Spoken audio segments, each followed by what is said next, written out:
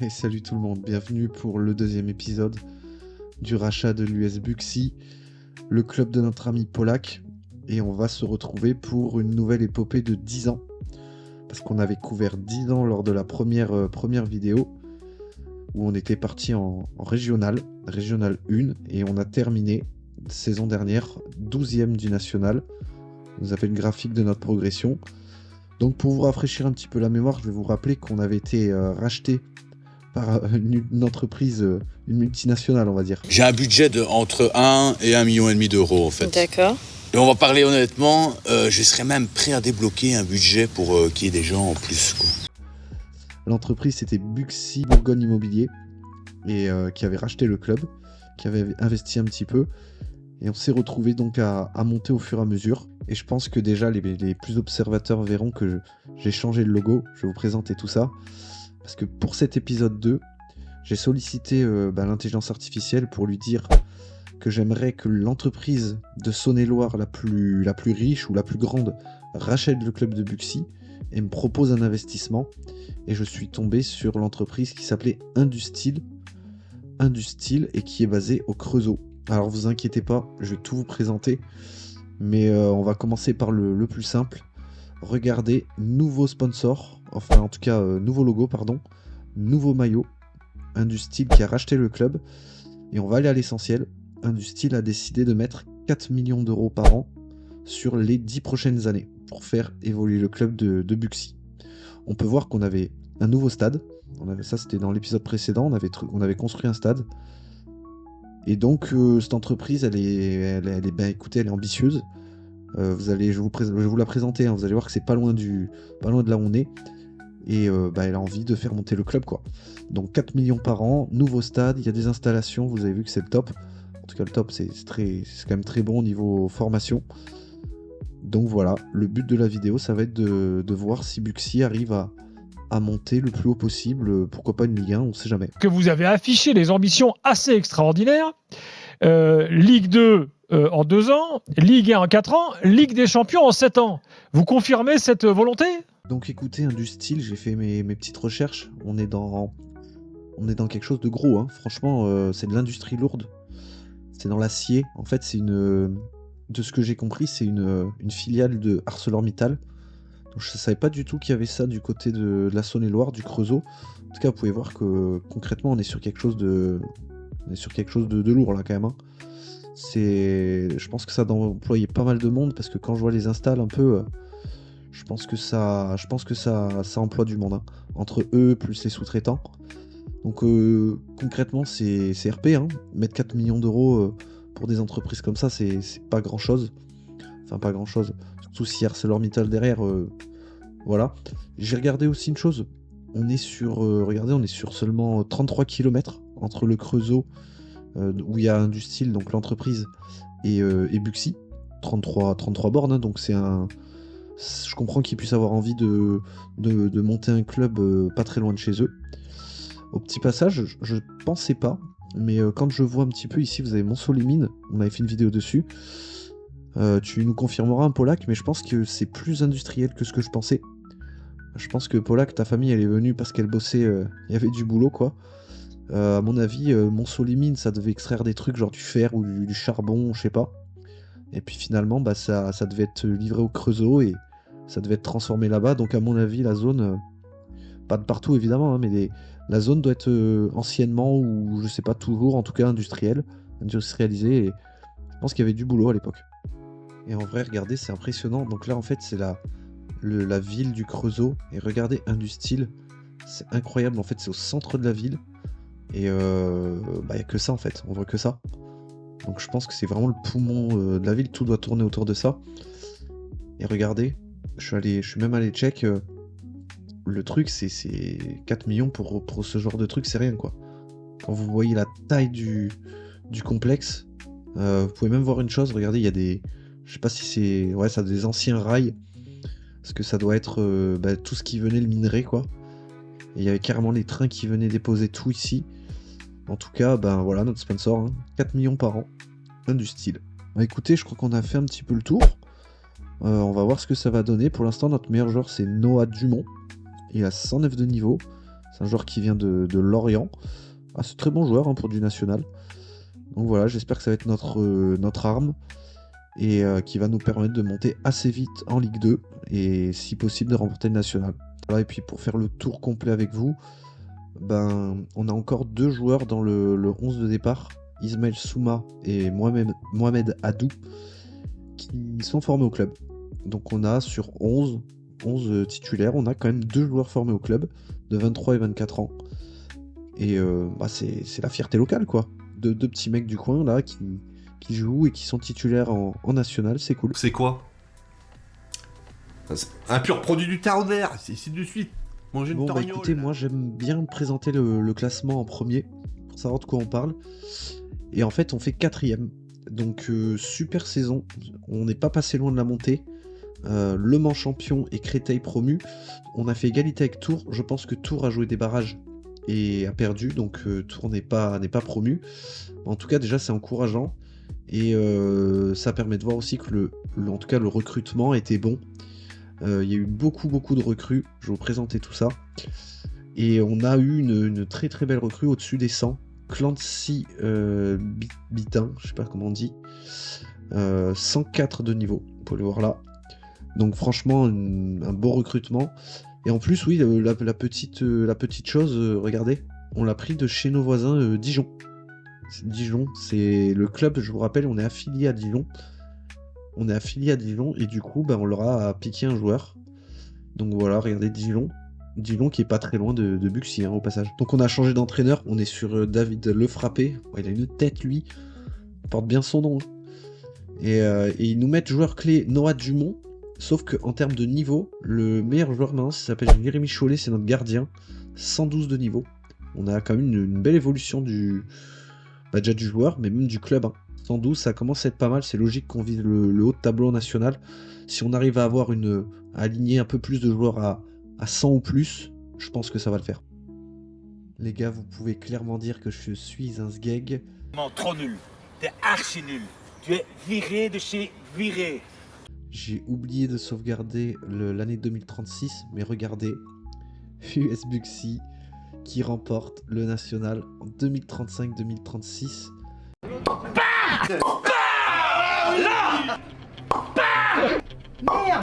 Il n'aura pas fallu attendre 2 ans qu'ils ont déjà remporté le national. Incroyable. Regardez devant qui ils sont allés gagner de beaucoup. Angers, Bastia. Donc déjà là, on est plus que bon. En plus, première vidéo, on galérait et tout. On avait mis 4-5 ans, je crois, en régional. Et je vous avais dit, c'est plus dur de gagner le régional que de gagner le national. Et vous voyez que ça se confirme. En fait, en national, quand on a un peu d'argent et qu'on trouve des bons joueurs, ça monte vite. Régional et tout, c'est compliqué parce que vous n'arrivez pas à prendre des bons joueurs et tout. Et il y a tellement d'équipes par rapport aux champions que c'est très compliqué. Mais là, on l'a fait très vite et c'est de très bon augure pour la suite. En fait, c'est normal parce que si vous regardez bien, je vous ai mis en surbrillance tous les joueurs qui avaient 100 ou plus de niveau. Ils avaient récupéré 4 joueurs de plus à 100 de niveau. Des très très bonnes recrues. Logique de monter avec une équipe comme ça. Je vous montre un exemple. Idriss Payet, 111 de niveau. Ça, c'est clairement un joueur qui a le niveau Ligue 2.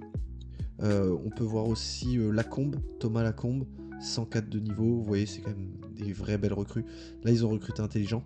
Vous avez vu, ils ont pas dépensé beaucoup. 106 de niveau, Paul. Donc, il y a une logique à tout. Quand vous faites une masse de bonnes recrues, vous voyez, il n'y a pas eu de départ. Logique. Les mecs, ils montent.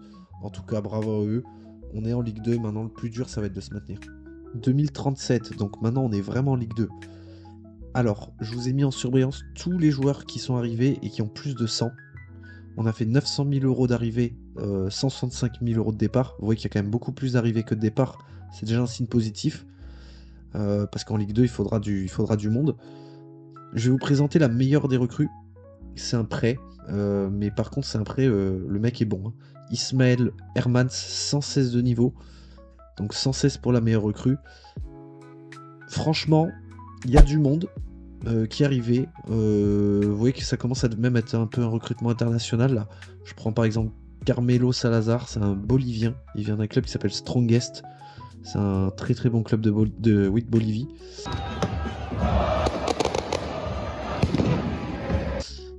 On a eu des départs, mais c'est que des prêts. Donc j'imagine que c'est pas vraiment des joueurs sur lesquels on va dire qu'ils comptaient. On a notre petite tradition, quoi. Toujours on prend un joueur de Dijon. Comme quoi ils font bien fonctionner l'affiliation. En plus il est pas dégueu, c'est un Brésilien. Non, un Brésilien, qu'est-ce que je raconte? Pas du tout, un Français. Luis André. Des étoiles, via attacher le chantour. En cas de problème sur le siège, vous avez un gilet jaune et un casque de chantier. Sens de niveau, pas mal, hein. Franchement pas mal. À Caen, Buxy meilleur que Dijon. On leur pique les joueurs chaque année, c'est nickel. Bon, pour une fois, on va bien regarder le calendrier, histoire de voir si, à votre avis, on est toujours en Ligue 2 ou pas. On a une fin de saison qui est très compliquée. Mais on a eu une petite période octobre-novembre qui n'a pas été si dégueu que ça. Éliminé en Coupe de France par FC Mantois, ça fait tâche. Par contre, bon, il y a quand même les 2 derniers matchs là qui sont positifs. Contre Saint-Étienne, évidemment, hein. La logique.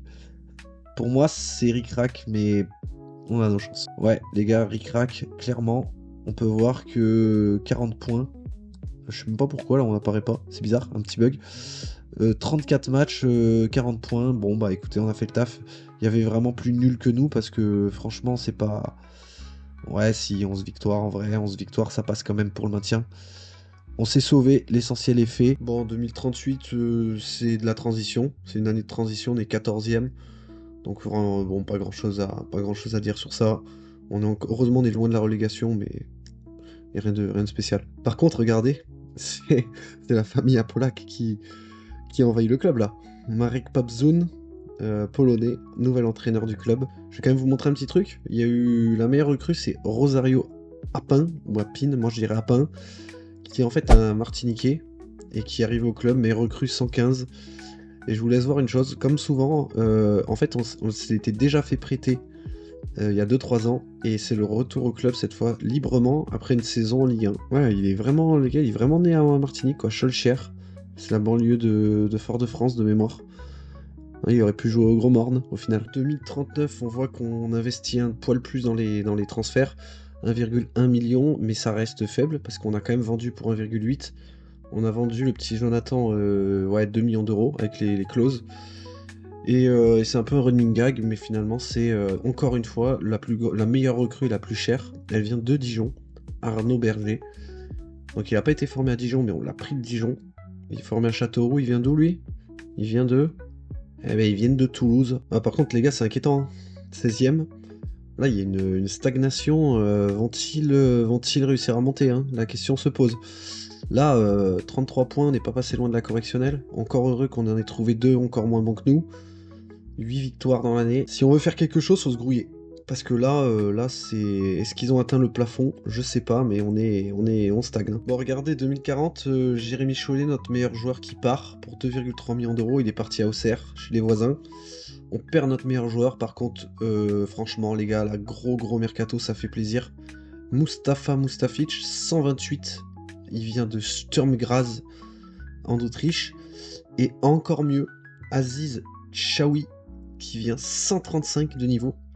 De Wydad Casablanca. Là, franchement, les 2 meilleurs recrues depuis le début de l'expérience, de très loin. Et ça tire tout le monde vers le haut. Donc, très bon mercato. En plus, regardez, ils se font prêter aussi un mec de Nantes, là, Gilbert Bénard, qui met en plus 10 buts en Ligue 2, 130. Là, franchement, espérons. Bon, alors, on va se calmer direct, parce que malheureusement, le début de saison, très mauvais. Par contre, ce que je vois à la suite, c'est très beau quand même. Il y a eu par exemple un mois de décembre magnifique, que des victoires. Est-ce que c'est suffisant, même serait-ce que pour la promotion directe, je sais pas. Je vous laisse faire votre propre avis. Ouais, en vrai, j'étais un peu, je me suis enthousiasmé là parce qu'ils sont 8ème. C'est quand même une belle progression. On fait devant Auxerre, au passage.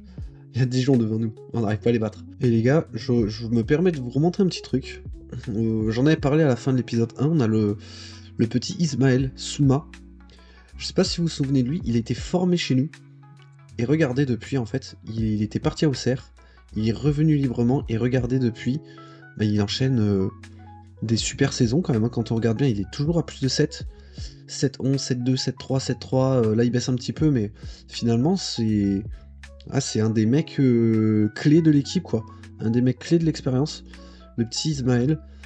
Finira-t-il sa carrière chez nous? J'en sais rien. En plus, ça va faire plaisir à Sidi. Il est né. D'ailleurs, vous pouvez voir qu'il est dans les personnes préférées du club, quoi. Ismaël Souma. On a Noah Dumont. Il est toujours là, Noah Dumont. Ah oui, incroyable aussi, Noah Dumont. Regardez-moi ça. Il était arrivé de Lorient, je vous l'ai montré. Depuis, le mec... ça rigole pas, hein. 300 matchs avec nous. 2041, on n'en aura pas profité longtemps, mais regardez, notre ami Aziz Chaoui qui part pour 22 millions de E. De quoi? De E. Ah, c'est bon. Voilà, bah écoutez, il aura fait 1 an, et lui, ça aurait été un bon investissement. Il est arrivé librement. On se fait prêter un Renato Montero, 123 de niveau. Rennes nous prête Radojevic, 134 de niveau, c'est super. Par contre, on n'arrive pas à acheter des joueurs du niveau, quoi. Malheureusement, je vous laisse voir, là, on achète Diego Pinto, 105. On achète Bianconi, 109. On n'a pas le mec à 135, 140, malheureusement. Après, vous voyez que je vous mens pas. À chaque fois, un joueur de Dijon. Voilà, Diallo. Bon, les gars, on check très très vite, mais on voit que il y a trop de rouge pour monter. Je pense pas que ça va le faire. On sera dans les mêmes eaux que l'année dernière, à mon avis. Ligue 2, ouais, voilà, 10ème. Même on régresse. Financièrement, on s'améliore. Et sportivement, on stagne. C'est dommage. Regardez, en 2042, du n'importe quoi. Prise en fonction du nouveau président Daichi Enomoto. Konnichiwa! Les Japonais qui ont investi dans la Bourgogne. Voilà, bah écoutez, pourquoi pas, hein. En tout cas, bah, les Japonais, ils ont pas permis au club de monter. On est 8ème encore une fois. On atteint un peu notre plafond. C'est la meilleure place qu'on ait fait en Ligue 2, 8ème. Et encore une fois, c'est le même problème, hein. On se fait prêter de très très bons joueurs. Regardez, Wydad Casablanca. Ils nous ont encore prêté un joueur qui est vraiment 135. Mais dès que c'est des joueurs qu'ils achètent, là par contre, Dijon, encore. La recrue dijonnaise, 102. Voilà, là, c'est le problème. Par contre, je me suis un peu trompé sur un. Regardez, notre nouveau joueur clé. C'est un mec qui vient d'acheter, Nabi Baldé, 135 à 19 ans. Lui par contre, lui c'est bon. Il vient de Oroya, en Guinée, dernière année. Et bah écoutez, on croise les doigts. Bon bah écoutez, on y est. On va voir. Est-ce que, à votre avis, ça suffit pour monter? C'est compliqué. J'en dis pas plus. Ah non, putain.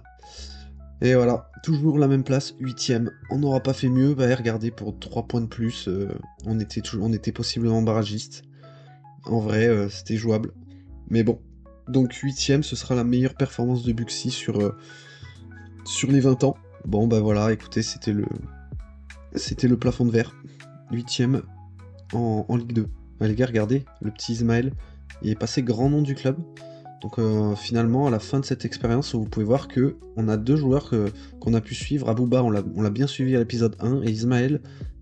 Oh putain, la dinguerie, il est parti. Il est parti en Russie, Dynamo Moscou. Qu'est-ce qu'il fait là-bas? Il est parti cette année. Par contre, il aura vraiment eu une carrière bourguignonne, hein. Bah écoutez, en 20 ans, 2 titres. On le marquera dans un petit fichier Word, là, Excel. Une victoire nationale, une victoire en régionale 1. C'est pas énorme, mais écoutez, hein, un beau stade, des investisseurs, une place en Ligue 2, 2 titres. Moi, je dis que, vu les sommes investies, ils ont fait le boulot. Bon, bah encore une fois, hein, bravo à Buxy. Mon petit Polak, j'espère que tu seras pas trop déçu du fait qu'il soit pas monté plus haut. N'hésitez pas si vous pensez à des clubs. Moi, sinon, hein, si vous en proposez pas, j'ai une petite liste dans la tête de petits rachats à l'étranger et tout. Et ça me ferait plaisir si vous avez des clubs de chez vous. Hein, on est là pour rigoler, hein. Encore un gros merci à tous ceux qui sont allés jusque-là dans la vidéo. Un petit merci particulier à Polak. Ça m'a fait plaisir de faire ton petit club de mangeurs. Et je vous dis très très vite. Ciao ciao.